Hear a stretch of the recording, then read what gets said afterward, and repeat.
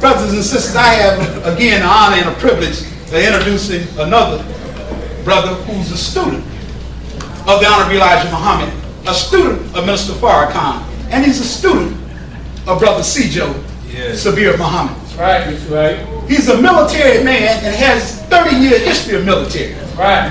And I applaud that because when I first met him, I didn't know his military background. He's a former non-commissioned officer in the military. And because he heard the teachings, it sparked a light in him and showed him another dimension of military science that he had not thought about before. Right. And I can identify with that. I'm a former commissioned officer, United States Army, combat officer.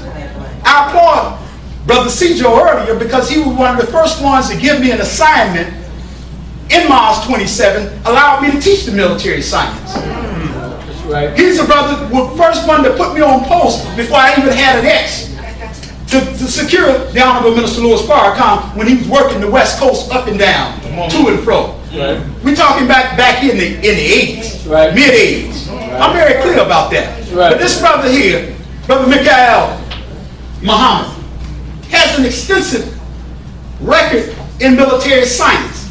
He's looked at it certainly from the Western standpoint, but he's looked at it from the science of the Honorable Elijah Muhammad and what he gave to the FOI. Come on. And so he's got it down to a science, and he's looking at it, he's analyzed it and critiqued it and put it in volumes. And he's a 5 belt, I missed this, but he's a black belt. At least 5 degrees under the Grand Master Sijo Sabir Muhammad. So without any further delay, I'm going to let him take you into it. He is our keynote address, Brother Mikaeel Shabazz Muhammad. Let's bring him on.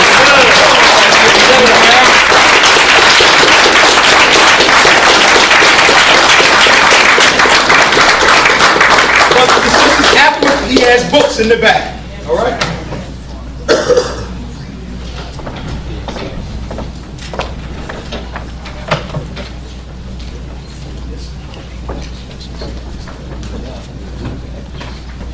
In the name of Allah, the benevolent, the merciful, I bear witness there is no God but Allah, who indeed came in person of Master Prophet Muhammad, to whom praises forever due. In the name of his apostle and his servant, Elijah Muhammad, and his divine representative in represented America today, I'm Mr. Louis Farrakhan. I greet you all in the Greek words of peace. Assalamu alaikum. First, I want to thank you all for your patience. I know it's very hot in here, and I promise you, because of the time, I'm going to borrow the old cliche, I'm not going to be long, but I am going to be strong. Yes, sir. Yes, So sir. this time I'm glad we had a little break because I don't want you to fall asleep on this part. Yes, sir. This is the crucial part of the presentation. I say crucial, and first I have to say that I'm humbled. You know, that Brother Dr. Wesley Muhammad saw fit to have me as the anchor, you know, and being the anchor for this team for this particular presentation. That's a heavy weight, especially coming behind a heavyweight like Dr. Wesley, Right. with all of his learned degrees and scholarship. Brother brings it. Yeah. I respect that brother. I love that brother. And so for him to allow me to come forward and present this to you all, a very significant topic of study, military science, I say I'm humbled and I'm honored, and it's a privilege. So I thank you all for being attentive and bearing with us up to this point. Don't go to sleep. If you got notepads, I want you to take notes, because I'm going to offer a Q&A portion, a segment. I'm going to rattle through this, and I'm going to run through this smoothly as I possibly can, and throw a little enthusiasm in it, because I heard enthusiasm is contagious. Because I want you to be excited, as I am, about a topic that I just so happen to love and have a passion for. Yes, sir. As Brother mentioned, my study of military science goes back nearly 30 years. It's actually 29 years this year. I started when I was in Washington, D.C. I was born and raised in Washington, D.C. And my first introduction to even the name or the term military science came from me being enrolled in the Junior Reserve Officer Training Corps program at McKinley Tech. That was headed up by my godfather, who was a retired Master Gunnery Sergeant. He was an E9, he's the highest rank you can go on the enlisted side of the Marine Corps. He had 23 and a half years of service in the United States Marine Corps. Did, I believe, 3 tours in Vietnam. Did about every MOS you could think of. He was a drill instructor, he was a sniper, he was a military police. In 23 and a half years, you can do a lot in the military. Purple Heart recipient, the whole 9. When he got out of the active duty and retired, he ended up taking on a program in Washington, D.C. and became one of the instructors for the Junior ROTC program. So that's my first exposure to military science. I had not stopped. I got so enthusiastic about what I was reading and what I was studying and learning that I saw my destiny in the military. I taught my grandfather recently passed yesterday. My grandfather, both of my grandfathers were servicemen. They were both veterans. One of the Air Force, and my grandfather just recently passed, my father's father. He was in the Army Air Corps before the Air Force and the Army split. My father was also a serviceman, God rest, may he rest in peace as well. He passed a few years ago. He was in the Navy. So I come from the Army, the Air Force, the Navy, and I had an uncle who was a Marine, plus my godfather was a Marine. So I'm saying all that to say, somehow genetically, it was just in my blood that military appealed to me as a science. So I enlisted in the United States Marine Corps at the age of 17, before my 18th birthday, while I was a senior in high school. I actually got cursed out by my advanced place, my AP chemistry teacher, Mr. Joe Steele. I never forget it, because I was in who's who among high school students in my 11th grade year. Academically, I shined. And so when he found out I was going in the military versus going to college, he pulled me aside in the hallway one day and literally, when I say curse me out, I mean he cursed me out. Asked me, what the hell is wrong with you going into that white man's military? You got a brilliant black mind. You could be a chemical engineer. You could be this, that, the other. You know how much a chemical engineer make? My heart was set. And so once I got into the Marine Corps, and trust me, I'm telling you this because it's going to lay a foundation so you can understand where I'm coming from and why I say it and the way that I say it, and why I present it and the way I present it with such enthusiasm.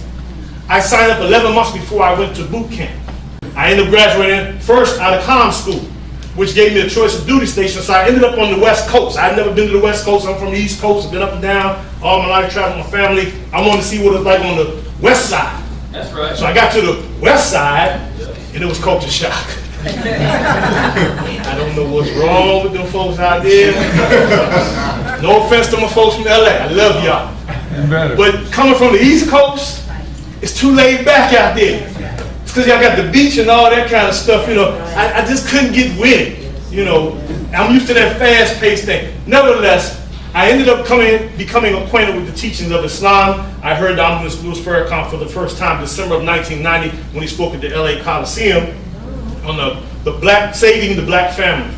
I never forget that, because this brother right here, the brother acknowledged, Sijo Sabir Muhammad, was one of the brothers I saw on the security. Now mind you, at this time, his brother said, I'm an NCO, by this time I'm a corporal in the United States Marine Corps. Carries a lot of weight. NCOs carry a lot of weight, non-commissioned officers. Because non-commissioned officers are the trainers of men in the military. They're the go-to people. I don't care what rank is, your colonel, your general. No, your corporals and your sergeants, those are the men that make things happen. They are called the backbone of the Marine Corps, the backbone of the military, whether it be Army or any other armed forces organization. So I saw this brother here. I said, damn, they shot. That's the FOI. You know. And as the minister was up on stage, to me he looked like General Patton. Right. If you ever seen the movie Patton at the beginning, he's standing on stage and there's a flag behind him and he's giving a little pep talk, a little motivational talk, speak to the men. That's how I saw the minister, because he was saying certain things that just resonated with me at that time. Now mind you, I'm in what's called a victor unit, a line unit. I'm with the grunts. That's what I ended up doing. I'm the fighting force. So we were in training at that time, getting ready to go over to Saudi Arabia. So when I heard what the minister was saying, it just, like the bombs on the baby plane we talk about, they're drilling deep and they, after a certain time, they explode. That's how it happened with me. And after coming back from my tour of duty at the Gulf War, I filed conscientious objection. Because I wanted to be a part of God's army. I wanted to be a part of the movement that was waking up and shaking up black consciousness. Now, no offense to any of those who are part of the so-called black conscious movement. But for me, the only black consciousness that I ever heard that had any validity and weight to it came out of the teachings of Elijah Muhammad and the Nation of Islam. You can say what you want to say. You can be with it, you can accept it, or you can reject it. But they got an undisputed record of over 80 years of dealing with black consciousness and changing and shaping and molding black people, oh yes sir, thank you, into a better existence than where we were. Because we were Negroes and dead, lost to the knowledge of self. So that's my introduction. Just letting you know who I am, why I speak what I speak. Take it a little further. So I filed conscientious objection. For those of you who may not be familiar with that status, everyone here knows Muhammad Ali, boxer. Yes, sir. Right? Muhammad Ali was a conscientious objector. He refused to go to war and fight with the Vietnamese. And if you remember, one of his famous words was, "You know, Vietnam ain't gonna call me no nigga. I have no dispute with them. What I do in the ring is my profession. I'm not taking a person's life. There's some rules in that thing. It's governed. But you're talking about taking a life, and I can't bring that back." So he risked his belts, he risked his livelihood, and he went and stood with Elijah Muhammad as a Muslim. And for that act, oh, there it is. Don't worry, everybody calm? Yes, sir. Okay, we're bringing the storm now. So, because of that, even after he was stripped from his title and then regained his license and went back to fight and regain his title, because he's a Muslim, Muhammad Ali is recognized the world over. Yes, sir. Not just because he's a boxer, but because of his humanitarian efforts. So with all that said, I came to the Nation of Islam thinking that all those black men that I saw that looked like this brother were trained like this brother. Big disappointment. Not necessarily the case, you know. But what I did not understand, or what I did not have patience with, was I had a certain training that everyone, or a certain experience in training that everyone else didn't. And I took it upon myself. Brother Captain Salim Muhammad, may Allah be pleased with his service. He encouraged me when I came out of the military. He said, brother, he said, don't throw away the manuals and the books and things that you get from the devil's military. So don't throw that stuff away. He says, some of it we can't use, but a lot of it is very beneficial. And all you got to do, brother, is take that language and put it in the language of our people in the nation, and using the name, do it in the name of Allah, you'll be successful. Yes, sir. Yes, sir. I'm just now starting to experience some of that success, because it's been a hard road and a hard journey up to this point right now. Won't go into details, but I just want you to understand my topic is on military science. What is military? Military means that which is of or done by soldiers. What is a soldier? A soldier is defined as one who works for a specified cause. That's a soldier.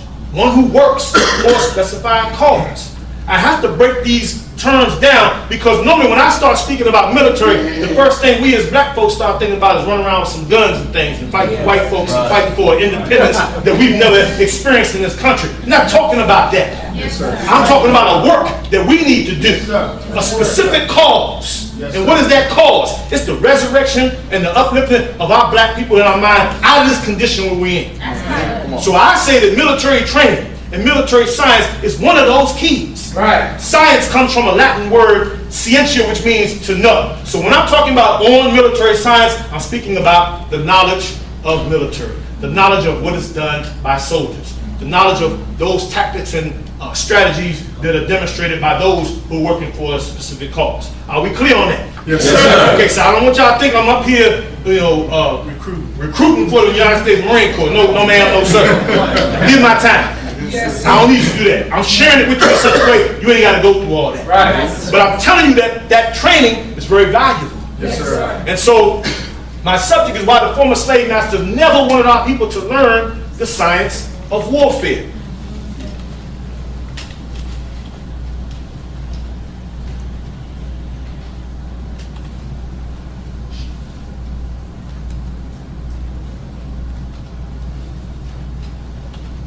There we go. Okay, y'all know that man right there, right?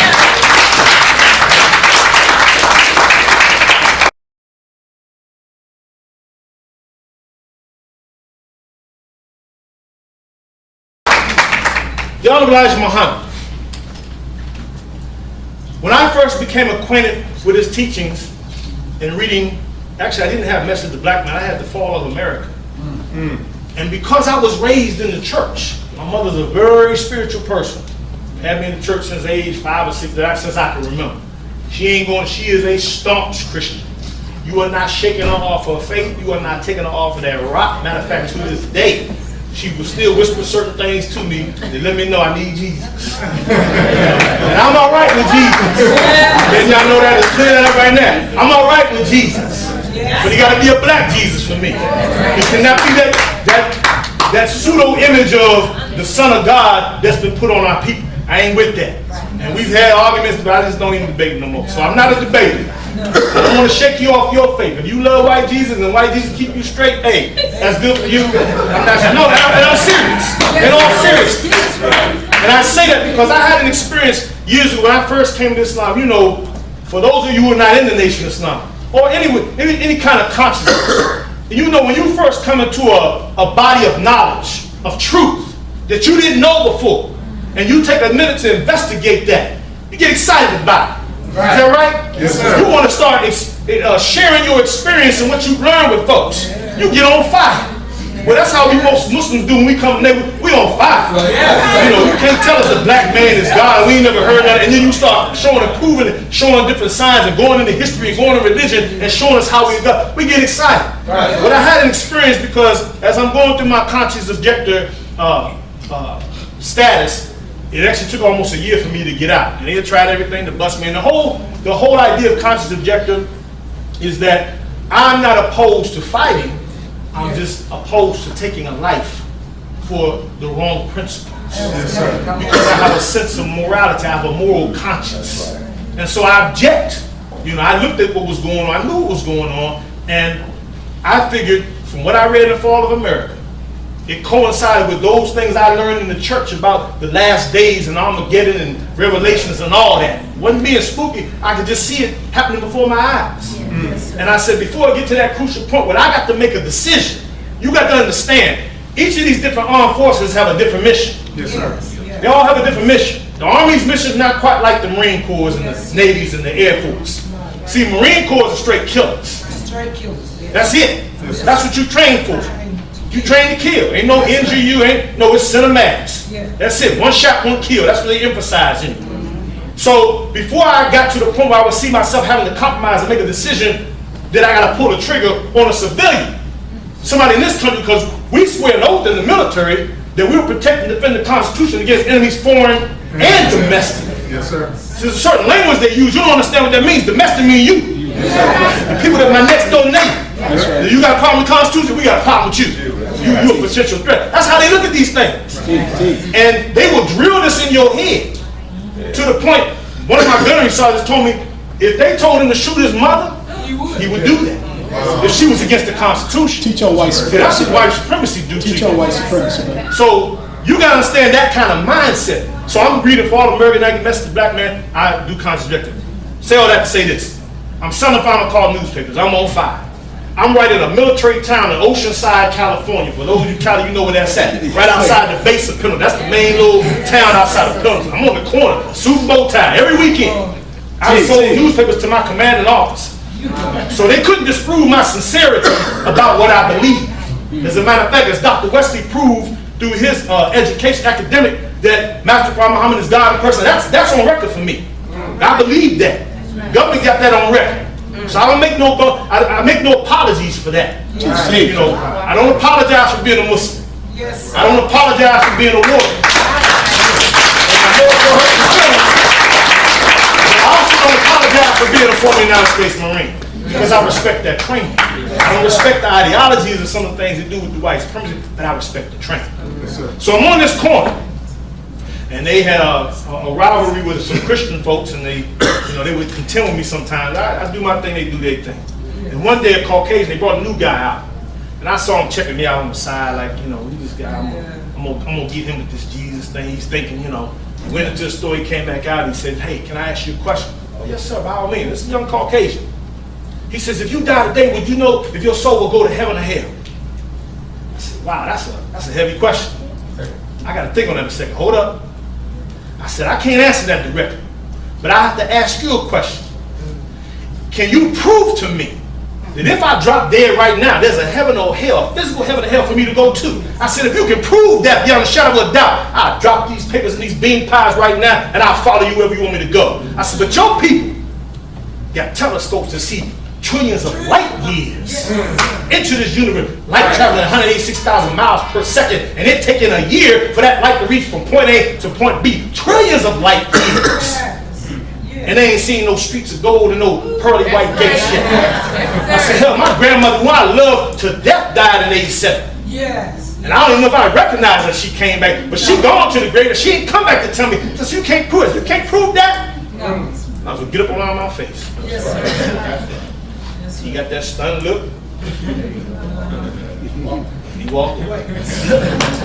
And on being a young Muslim, no, don't clap, don't clap. Because being a young Muslim in my immaturity, I said, yeah, I got that cracker. Oh, yeah. God, couldn't handle that. The truth, I don't like how much the truth, you know, all that. Yeah. But then I thought about it, because I'm a conscious person. And over a few days it bugged me. The next weekend I came out, I didn't see him. Now my conscience is really heavy, because I'm saying, man, what if that guy was a serial killer? And the Christian faith was his last resort to give him some semblance of balance of humanity and civilization. And I just cracked and rocked and shook that foundation and took it from up under his feet. And then he goes out and starts killing like Jeffrey Dahmer and eating up black folks. I'm the root of that. I'm the catalyst to that. So from that day on, I said I would never, ever debate a person over their faith and their beliefs and their ideologies. Because that's immature. It's immature.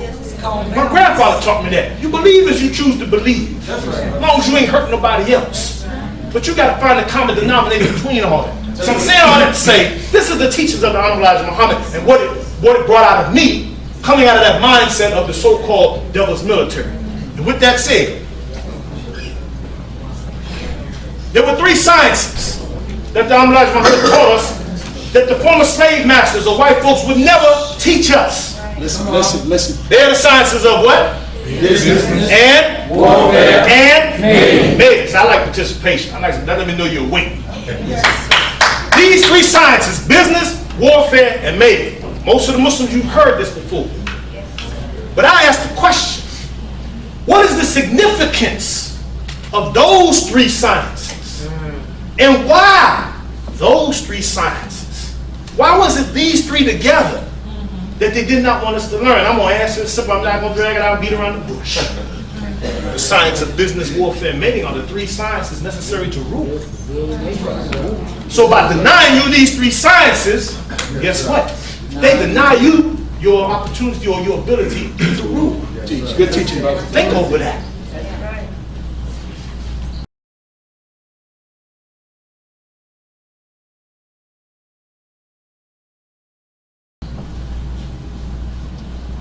I got theatrics. I'm a theatrical person.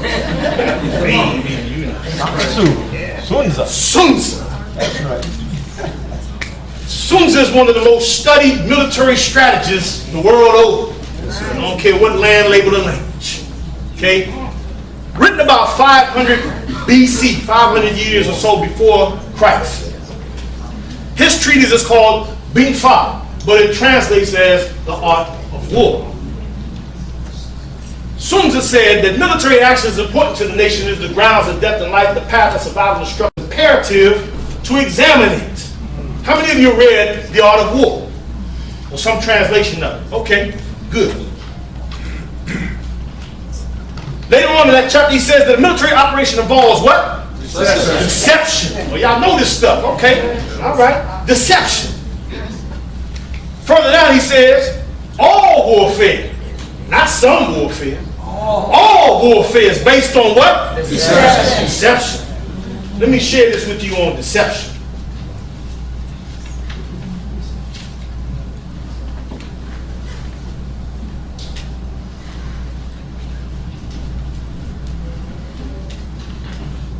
Deception comes from the Latin root word deceptio, which means a deceiving. And deceive is a verb from Latin decepere, which means to ensnare, take in, beguile, cheat. Broken down from the prefix de, which means from, and capere, which means to take. Think over that. Deception, to take. Basically, to take from. That includes land, resources, identity, religion, culture, your mind. So when we're talking about we are at war, yes we are. I'm about to show you how on a whole nother level. Good teaching, brother. Go ahead. I want you to keep that in mind, that all warfare is based on what? Deception. Okay. Deo re militari, or epitome re militaris. This is another military treatise that was authored by a Roman citizen whose name is Publius Flavius Vegetius Renatus, commonly referred to as Vegetius. How many of you have ever heard of Vegetius? Raise your hand. 1, 2, that's it. 2 brothers, yes sir, thank you. No one has ever heard of Vegetius. This military treatise, Deo re militari, is said to be the most influential military treatise of the 19th century, all the way up to the 19th century, from the time of his writing, and I think it's somewhere between 430 AD to 450 AD. So between 430 to 450 AD, all the way up to the 19th century, this treatise is said to be the most influential. And when I asked you how many of you are familiar, only 2 people raised their hands. Going back to why our former slave masters never want us to learn the science of warfare. Let's take a look. In the opening chapter, I got another note on this one. I got to read this part. Now, Flavius Vegetius Renatus, he was a high-ranking Roman citizen. He was actually a veterinarian. He wasn't a military person. He wasn't a military man. He was actually a veterinarian. And he has another writing dealing with veterinary medicine. But he's very educated. He's a scholar. And so what Vegetius took on the task of was pulling together from ancient writings dealing with military. Basically, Deo re militari means of military affairs, or of or concerning military affairs. That's what it means. So he's pulling from ancient writings and ancient teachings, because at this particular time, 430 to 450 AD, and Rome is on its decline. You know, Rome kind of looks like what it looks like today here in America. They're going down. You know, y'all seen all the movies. You watch some of the television shows that deal with Rome. They was filthy. It was corrupt. You know, the politicians, you can't trust nobody. Everybody can be bought. You know, sex running rampant. You know, there's all kind of madness. Their civilization is on its decline. With that civilization being on its decline, guess what? The discipline of the military is on its decline. And if the discipline of the military falls, how can you protect your borders? How can you protect your citizens? Right. See, if you got soldiers that can be bought, I can slip you a few shekels of silver or whatever the denomination of money was at that particular time. But if I can buy you to get you off your post, you can't be trusted. That's right. You understand? Yes, sir. Okay, so he gathered all these ancient teachings and put them together and came up with Deo re militaris from the ancient teachings to try to reinstill Rome to its former glory. That was his intentions. And he dedicated it to the ruling emperor of that particular time. Now, there's some speculation on who that emperor was. I ain't going on into that. That has nothing to do with what we're talking today. But in the opening chapter, the first chapter, I want to read, I have part of the quote there, but he said that we find that the Romans owed the conquest of the world to no other cause than continual military training, exact observance of discipline in their camps, and unwearied cultivation of the other arts of war. Then he goes on to say in the very same paragraph, we were always inferior to the Africans in wealth and unequal to them in deception and strategy. This is Vegetius. This is in 400 something AD. Think over it. And I'm telling you, this is one of the most studied treatises up to the 19th century. Think over these words. He's talking to Roman citizens saying, hey, let's examine our situation. What made us great before was our attention to duty, our attention to military, you know, all that. And when it came to the Africans, we always been inferior to them with wealth. Why? Because we up here in Europe, and they got all the resources down there. Everything. Good point. Right? Good point. But then when it came to warfare, we can't go in and contend with them because we're unequal to them in deception and stratagem. And remember what Sun Tzu said almost 1,000 years before this was written. That all warfare is based on what? That means our African folks, our people in what Dr. Wesley showed you in the Saharan and Sub-Saharan regions, when he's talking about those black Muslims, He's talking about our people who are skilled in the art of war. This is our stuff. This ain't. So when I start talking military science, don't give me that crap about we don't want that devil's military. You don't know where the hell he got it from. He's been studying you. He's been studying us. And see what you do. What you do when you talk like that is you perpetuate white supremacy. You perpetuate a system that they have laid down to deny us the ability to rule. Black folks have lost their minds. We can't even rule our own household. You ain't in control of your household. You think you are, but you're not. Don't pay that electric bill and see what happens. They don't even ask you. Somebody come, you could be sitting up in your room. They will come right to your house and shut it right off. And you be, hey, wait, I got the bill. I take it to the office. You have no control. You don't rule in your own home. We don't rule our own blocks. Some of us are scared to talk to the youngsters that walk up and down our blocks with their pants hanging down and wrestling things hanging out, and they running rampant. And you scared to say, no, this is your block. But you don't rule because you don't understand the science of business, the science of warfare, and the science of mating.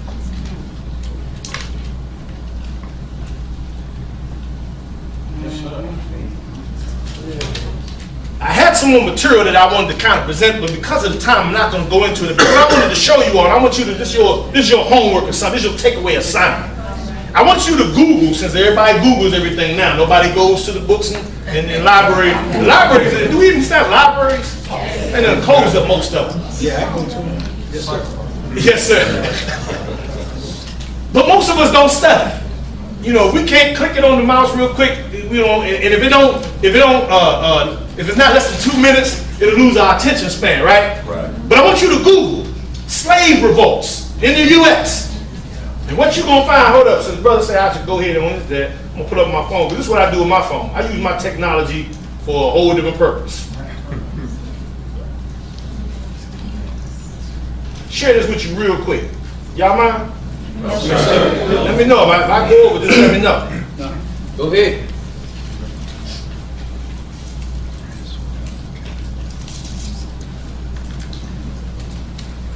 Did you all know that the first slave revolt that was victorious on U.S. soil was at Sapelo Island, Georgia in 1526?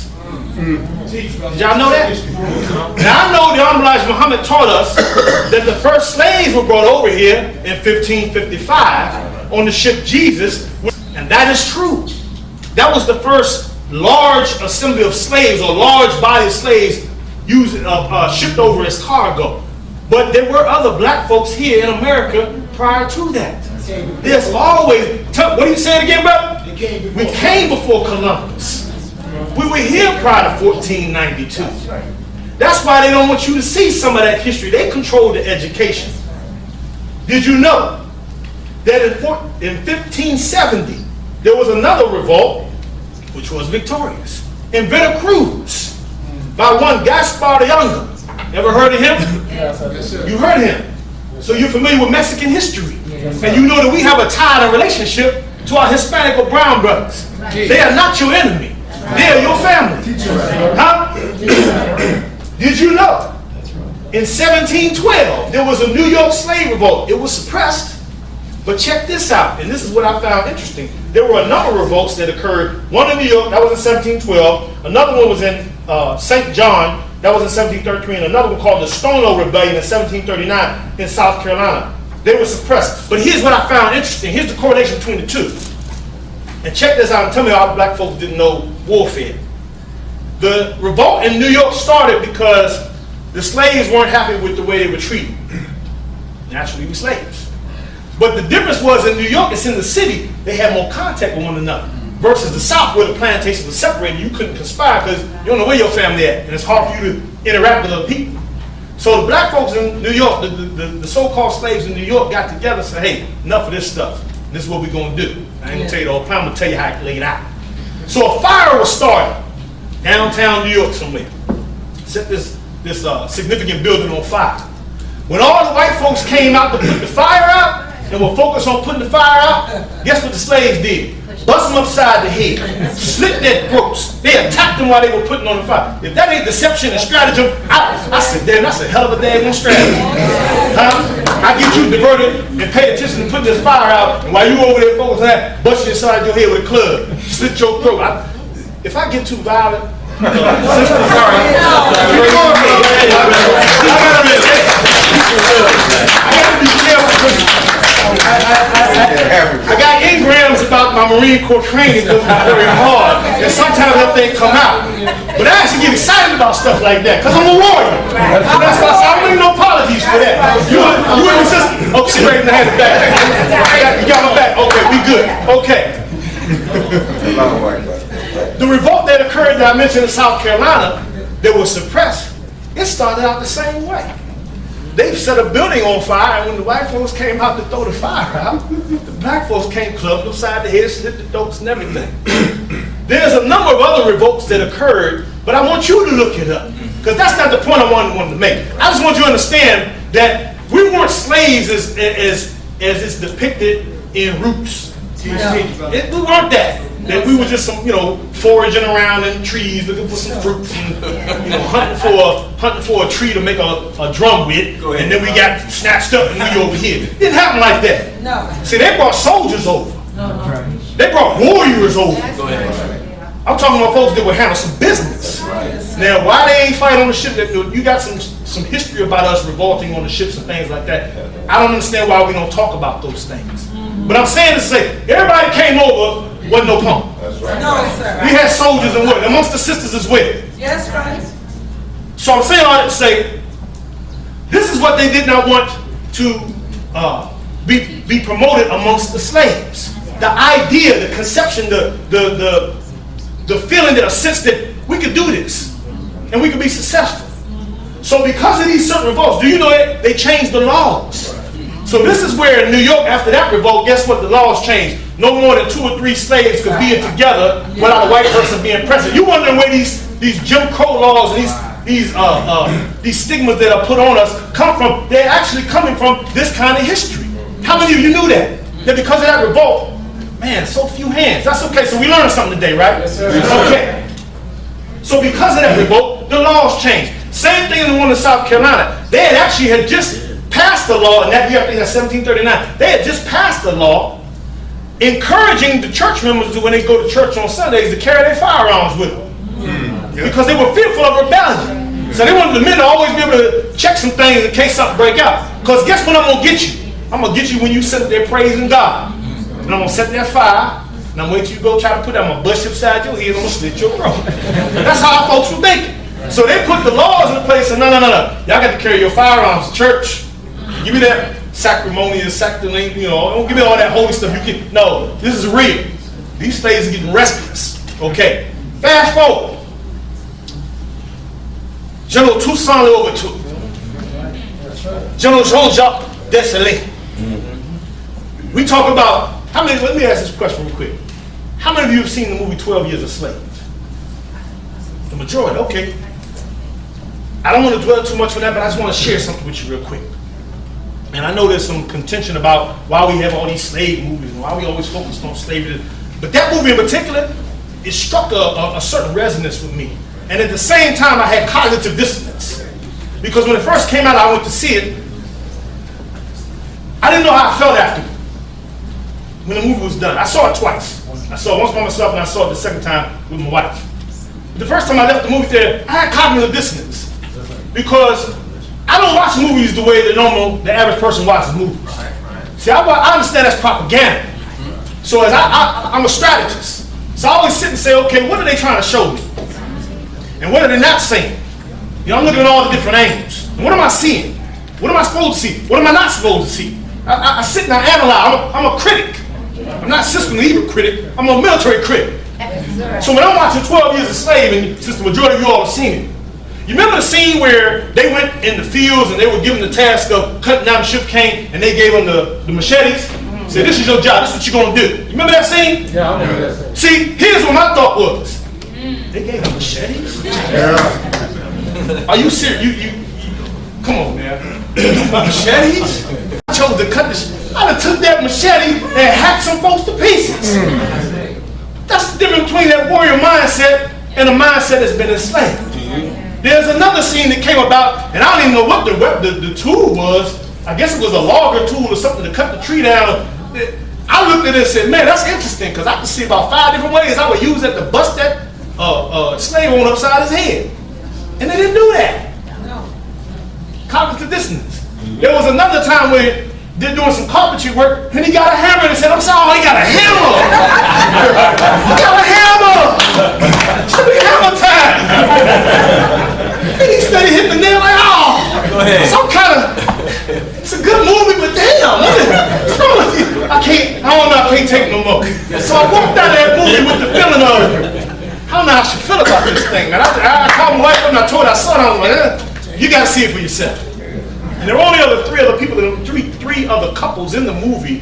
2 of them were elderly Caucasians, so there was silence. Wasn't no feed, there wasn't no clapping in it. The second time we saw it was in Charlotte. It was with my wife. We go to see it. Movie house is packed.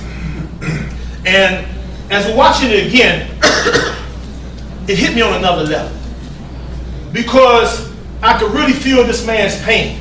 And he ain't a warrior, he's a musician. So I can't put these demands on him of what I think as a former Marine, as a Muslim, as a warrior. He's a musician. But in his own way, he got dignity, he's fighting for what he believes in the way that he's supposed to do it. And then he gets free. So at the end of the movie, I got some tears now. Because I'm saying, wow, I'm just blown away. But at the same time, my wife is sitting on the front row, she can bear me witness. When the credits were rolling and all the folks were leaving out, my wife was stunned as well. She's trying to get herself together. So you can't move at a moving movie like that. You know, you got to kind of get yourself together, because you feeling the pain. You empathize with the pain and the trials and tribulations of that. For you see that we have that experience, so it's very sensitive. So we were sitting there, my wife getting herself together, I'm getting myself together. There was a Caucasian man sitting right in front of us, and I'm lying to you not. She'll tell you if I am. That man had his hands in his head in his hands, and was boo-hooing, seriously crying. I didn't say anything until we got outside. I told my wife, I said, man, a movie like that that will move Caucasians to cry and feel our pain, that's dangerous. Yes, it is. That's dangerous to white supremacy. Yeah. That's dangerous, because if they start empathizing with our pain, white supremacy in trouble. Yes, sir. So I say all that to say, we talk about 12 years a slave, but I don't want to talk about it anymore. I want to talk about 12 years of rebellion. 12 years of revolutionary. Right. Y'all with me? Yes, sir. That's this man right here, General Toussaint Louverture. Yes. The Haitian Revolution started in 1791, and you can Google it and read up this on your own. So I'm not going to go too far in detail, but I got to lay this case down. Haitian Revolution started in 1791. At first, Toussaint Louverture wasn't with it, because he was actually of the well-to-do class. That's right. He was freed. He owned some land. Right. So at the beginning of the revolt, he actually helped some white folks out. Say, y'all got to get on up out of here, because they're going to kill you. So he helped some white folks up out of there. Several months later, or 2 or 3 months later, his conscience weighed on him. He became a conscience objector before the revolution. And in that revolution, that's when he started to shine. Rose through the ranks, and his military strategies, whatever that was in him, it came out. Now here's the interesting thing about Toussaint Louverture. How many of you familiar with Toussaint? Show of hands. Okay, how many of you read anything about Toussaint Louverture? Show of hands. You studied in the school, you studied in your own? Studied in school? Both. Okay, so you're familiar with Toussaint Louverture. Here's your assignment, because I need some help on this, because I've been doing some research for a very long time, and I cannot seem to find this answer. I'm about to make a trip to the Library of Congress in D.C. and do some hard searching. In all my research on Toussaint Louverture, you know what I can't find? The books that he read that enable him to be the military strategist and general that he is. They don't tell you that part. You won't find it on Wikipedia. You won't find it on the World Wide Web. I'm doubtful I'm going to find it in the Library of Congress. There's a hint that he may have read some of Niccolo Machiavelli's The Art of War. I got a little Machiavelli in it. I don't know. They haven't confirmed that. But they won't tell you that. But the reason I point out Toussaint Louverture, 1791 up to 1803. That's 12 years, right? At the end of the war, he's tricked, he's captured, he's taken back to France. Napoleon thought, if we get rid of Toussaint, we sit him down, because he's been whipping Napoleon's behind. You know, he's also known as the Black Napoleon, right? He's been whipping Napoleon's behind. They figured, okay, if we sit him down, we can knock the rest of this revolution out. We can squash this rebellion. Wrong, wrong, wrong. See, this was the nice guy they was dealing with. Even though he took some heads, he took names and kicked behind him. But this guy on over here, Jean-Jacques Dessalines, see, he was a slave. He had some lashes on him. He had a grudge. That's right. See, he ain't had that kind of sympathy and even temper, against white suppression like the Toussaint Louverture. This man was a diplomat. Dessalines wasn't having it. His thing was death. Death. That's it. Kill them all. Every last one of them walking on this island got to go. And if they ain't jumped on a ship and headed back west or back east by now, I'm cutting their heads off. That's right. He's responsible at the end of the Haitian Revolution for what is called the Haiti Massacre. Where almost 3,000 to 5,000 they estimate white folks that were still left around had them killed. First he tried to order folks to do it, and they was like, I ain't with that. He said, okay, I'll show you how it's done. He led by example.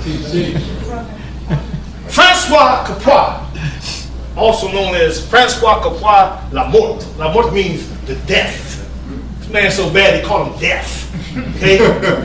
He was a lieutenant general under Jean-Jacques Dessalines. How many of you ever heard of Francois Capua? Limited hands. Okay, so we're going to get a hell of a history lesson today on this black man right here. That's right. Francois Capua was also a slave. He was born in an area of Haiti called,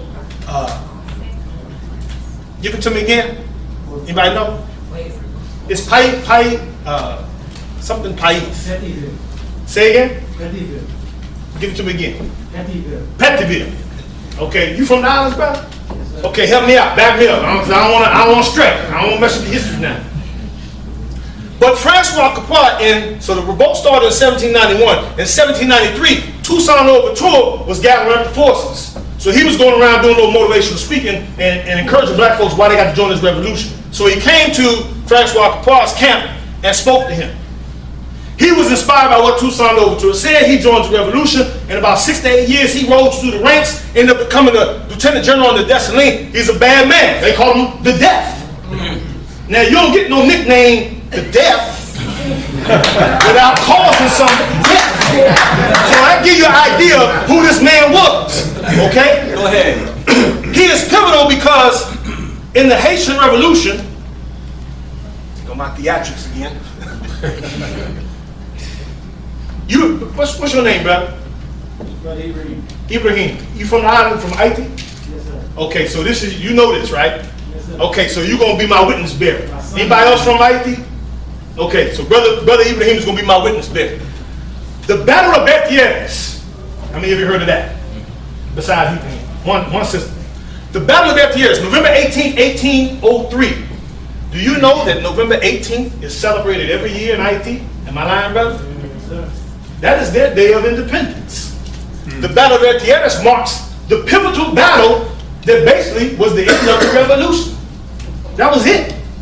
Francois Capua was a part of that. And I don't know if you can see the map, but there's the island of Haiti, and Battle of M.D.S. took place here. M.D.S. was a fort up on the mountain.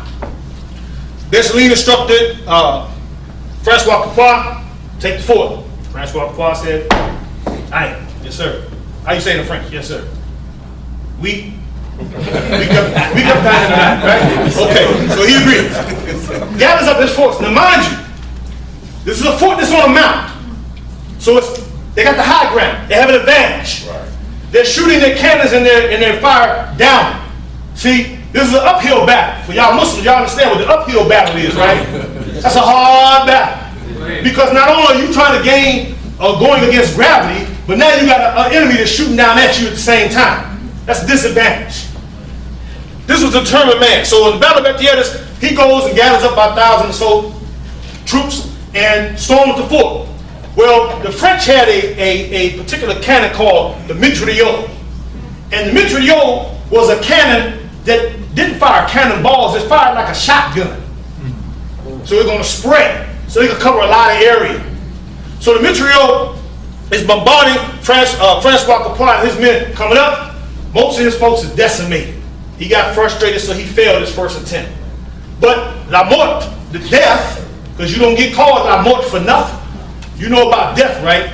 You can't escape death. We all gonna face it one day, right? The Grim Reaper. You can't run from it. What's the name of the movie where the death is coming around and they keep having accidents and they avoid it? What's it called? Final Destination. Yeah, you gonna have your final destination. So when you get a name like La Mort, guess what? You gonna eventually have your final destination with death. So he fails the first attempt. He goes back and rounds up some more troops, makes a second attempt. That fails. Makes a third attempt. That fails. But Lamont, determined, rounded up the last bit of posse he could, jumps on his horse. That's what that painting is significant of. I don't know if he had a white horse or not. I don't get into the symbolism of that. Just bear with me now. Jumps on his horse, leads the charge up one more time. This is the fourth time now. By regular cannon fire, his horse gets hit, drops dead. Francois Capois jumps off his horse, grabs up his sword, starts running forward to the head of the pack because he led by example. Leading the men saying, forward, forward, charge. Then his plume, his cap with all the plumes and feathers and all that, he gets blown off by a gunfire. He gets a little angry now. You done pissed him off. Draws his sword, runs back up to the front, and he said, hey, forward, forward. Then something happened that I have never in all my 29 years, nearly 30 years of studying military science and battles and history, something happened that was very unique. And my wife can bear me witness that when I first read of this, I got excited. I mean, this dude here became my new hero, and I'm about to tell you why. There was a ceasefire. Because realize, just picture this. He's on horseback, horse gets shot down, he don't stop him, he jumps up, runs to the front, hat gets blown off, cover gets blown off, he draws his sword, gets back to the front lead. The French, they were so enamored of what they were witnessing, they stopped firing. They were actually on the parapets yelling, bravo, bravo. General Leclerc, let me backtrack just a minute, just set this scene up. So I want you to understand what this is, why this is significant. When the Haitian Revolution first started, Napoleon sent his brother-in-law Leclerc, General Leclerc, Charles Leclerc. You can look this up. With about 20,000 troops, they figured, he's just a bunch of Negro slaves. How dare they revolt against us? We put this down, we put this in check. Leclerc, you got it? Leclerc said, yeah, I got this, Napoleon. We cool, I got it, watch. Went over there with 20,000 people. Guess what happened? Yellow fever. Y'all ever heard of yellow fever? Mm-hmm. It's an illness that's brought on by mosquito bites. A certain virus, you get, they're in they're in the tropics, and they all got yellow fever. It knocked out almost 2/3 of their army. Now you can call that an act of God or a force of nature or whatever you want to call it, but they lost an advantage. But Leclerc fell victim to yellow fever as well. So he commissioned Rochambeau to take his place. Now, Napoleon was a little bit concerned about Rochambeau, but Leclerc let him know, no, he hates Negroes just as much as I do. So he good to go. He gonna carry this out. Napoleon said, okay, good. I'm just giving you the Mikaeel version of this thing. Go research it for yourself. So Leclerc was out of commission, 2/3 of their army was out of commission. Now we're at the Battle of Vertières. So for them to cease fire, and Rochambeau and his men are applauding Francois Capois, they sent out an envoy a liaison to greet Francois Capois on the battlefield. It's a ceasefire now. We just stop fighting. And he tells the liaison that comes up to Francois Capois, he tells him on behalf of General Rochambeau, we would like to congratulate you for covering yourself in such glory on the battlefield. Salutes him, and then rides back off to the fort, and then they resume fighting. Now I said, excuse my language, damn! I done watched Troy, I done watched 300, I done seen